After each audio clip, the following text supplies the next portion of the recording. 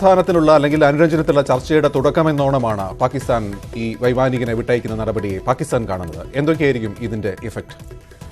ഗോപി, പാകിസ്ഥാൻ അവകാശപ്പെടുന്നത് അത് അങ്ങനെ തന്നെ നമ്മൾ അംഗീകരിക്കേണ്ട കാര്യം ഉണ്ടെന്ന് തോന്നുന്നില്ല. പാകിസ്ഥാൻ അവകാശപ്പെടുന്നത് സമാധാനം മുന്നോട്ട് കൊണ്ടുപോകുന്നതിന്, ചർച്ചകളിലേക്ക് കാര്യങ്ങൾ എത്തിക്കുന്നതിന്, ഇരു രാജ്യങ്ങളും തമ്മിലുള്ള ഇപ്പോഴുണ്ടായിട്ടുള്ള ഈ ഒരു പ്രതിസന്ധി പരിഹരിക്കുന്നതിന്, ഇതെല്ലാം പാകിസ്ഥാൻ പറയുമ്പോഴും രാജ്യാന്തര തലത്തിൽ പാകിസ്ഥാൻ ഒറ്റപ്പെട്ടു എന്ന കാര്യം നമ്മൾ വിസ്മരിക്കരുത്. രാജ്യാന്തര തലത്തിൽ പാകിസ്ഥാനെ അനുകൂലിക്കുന്ന ഒരു രാജ്യം പോലും ഇപ്പോൾ ഇല്ല. പ്രധാനപ്പെട്ട രാജ്യങ്ങൾ, അത് മുമ്പ് പാകിസ്ഥാനോടൊപ്പം നിന്നിട്ടുള്ള ഒപെക് രാജ്യങ്ങളായാലും അല്ലെങ്കിൽ മറ്റ് ഇസ്ലാമിക രാജ്യങ്ങളായാലും ലോകരാഷ്ട്രങ്ങളെ നയിക്കുന്ന അമേരിക്ക അടക്കമുള്ള രാജ്യങ്ങളായാലും എല്ലാം ഒന്നടങ്കം ഒരു രാജ്യം പോലും പാകിസ്ഥാനെ പിന്തുണയ്ക്കാൻ രംഗത്ത് വന്നിരുന്നില്ല. ഒന്നടങ്കം രാജ്യങ്ങളെല്ലാം ഇന്ത്യയുടെ ഈ ആവശ്യത്തെ പിന്തുണയ്ക്കുക തന്നെയാണ് ചെയ്തത്. അതായത് അമേരിക്ക നേരത്തെ തന്നെ പറഞ്ഞത് ഇന്ത്യ നടത്തിയത് ഭീകരവാദത്തിനെതിരെയുള്ള പോരാട്ടമായിരുന്നു എന്ന് അമേരിക്ക ആദ്യം തന്നെ അംഗീകരിച്ചിരുന്നു. പിന്നീട് ഈ റിക് രാജ്യങ്ങൾ, റഷ്യ, ഇന്ത്യ, ചൈന, ഈ മൂന്ന് രാജ്യങ്ങളുടെയും വിദേശകാര്യമന്ത്രിമാരുടെ സമ്മേളനത്തിൽ ഈ രണ്ട് രാജ്യങ്ങളും, റഷ്യയും ചൈനയും, ഈ വിഷയത്തിൽ ഇന്ത്യക്കൊപ്പം നിന്നു. എല്ലാ കാലത്തും പാകിസ്ഥാനൊപ്പം നിൽക്കുന്ന രാജ്യമായിരുന്നു ചൈന. പ്രത്യേകിച്ച് അസർ മസൂദിനെ പോലുള്ളവരുടെ കരിമ്പട്ടികയിൽപ്പെടുത്തുക തുടങ്ങിയ ആവശ്യങ്ങളെല്ലാം തന്നെ ആഗോളതലത്തിൽ തന്നെ ചൈന പാകിസ്ഥാനൊപ്പം നിന്നുവെങ്കിലും ഇത്തവണ ചൈന ഈ വിഷയത്തിൽ വിംഗ് കമാൻഡറെ വിട്ടു നൽകുന്ന വിഷയത്തിൽ പാകിസ്ഥാനെ കൈവിട്ടിരുന്നു.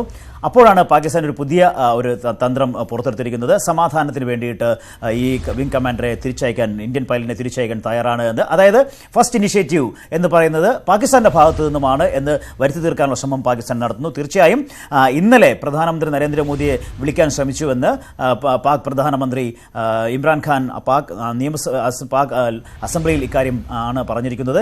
തീർച്ചയായും ഇന്നലെ വിളിച്ചോ ഇല്ലയോ എന്നുള്ള കാര്യത്തെ സംബന്ധിച്ചുള്ള വ്യക്തത ഇനി വരുമോ വരില്ലേ എന്നുള്ള കാര്യത്തിലേക്ക് മാറ്റിവെച്ചാലും എന്തായാലും പാക് അസംബ്ലിയിൽ അദ്ദേഹം അങ്ങനെ പറയുമ്പോൾ ഒരു പക്ഷേ ശ്രമിച്ചിട്ടുണ്ടാകാം. തിരക്കിനിടയിൽ അല്ലെങ്കിൽ ഇന്നലത്തെ ഒരു സാഹചര്യത്തിൽ ആ ഒരു വിളി, പാക് പ്രധാനമന്ത്രിയുടെ വിളി ഇന്ത്യൻ പ്രധാനമന്ത്രിയുടെ എത്തിയിട്ടുണ്ടാകില്ലായിരിക്കാം. എന്തായാലും ഇപ്പോൾ വാർത്തകൾ ശുഭകരം തന്നെയാണ്. നാളെ അദ്ദേഹത്തെ മോചിപ്പിക്കും. നാളെ നമ്മുടെ രാജ്യം കാത്തിരുന്ന വിംഗ് കമാൻഡറിന്റെ മോചനം നാളെ ഉണ്ടാകും. അദ്ദേഹത്തെ പിടിക്കപ്പെട്ടപ്പോൾ പുറത്തു വന്ന ചില ദൃശ്യങ്ങളിൽ ഉണ്ടായിരുന്ന ചില നമ്മൾക്ക് സഹിക്കാൻ കഴിയാത്ത ചില ദൃശ്യങ്ങൾ മാറ്റിവെച്ച് കഴിഞ്ഞാൽ ബാക്കി വന്ന ചില അമച്വർ വീഡിയോസിലെല്ലാം അദ്ദേഹം ഒരു അത്ര വലിയ വിഷമസന്ധിയിലായിരുന്നില്ല എന്നും നമുക്ക് കാണാൻ സാധിക്കും. തീർച്ചയായും പാകിസ്ഥാൻ അക്കാര്യത്തിലെല്ലാം കുറച്ചുകൂടെ ഒരു ലോകരാജ്യങ്ങൾ ശ്രദ്ധിക്കുന്നു എന്നുള്ളത് ബോധ്യത്തോടെ തന്നെ പെരുമാറി എന്ന് വേണമെങ്കിൽ നമുക്ക് പറയാം.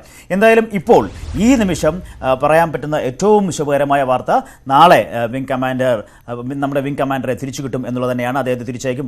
വാഗ ബോർഡറിലൂടെയാകും അദ്ദേഹത്തെ തിരിച്ച് നൽകുക.